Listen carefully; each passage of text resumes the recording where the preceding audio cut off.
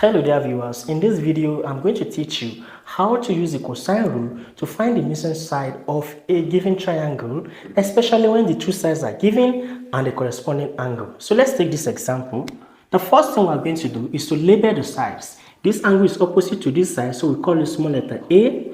This angle is opposite to this side, we call it small letter C, and angle B is opposite to this side, so it becomes small letter B. And then the next thing is to derive the formula. Since we're looking for side A or BC, so we take small a squared is equal to B squared plus C squared minus 2 times B, and then times C, and times cos A, the given angle.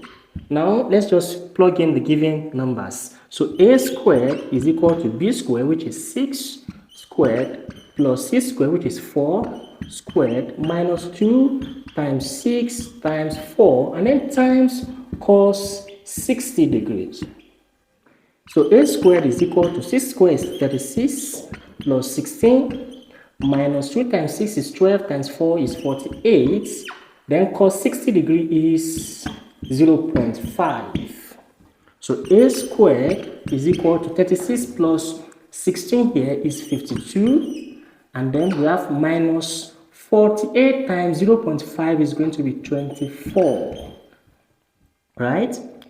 So we have a squared is equal to 52 minus 24 is 28. Therefore, we take the square roots of both sides, and then we're going to have roots 28, and the 28 is approximately 5.29 centimeters. So this is how to apply the cosine rule to find the missing length of a given triangle. Thank you for taking your time to watch the video. Please do like it and share it. Goodbye.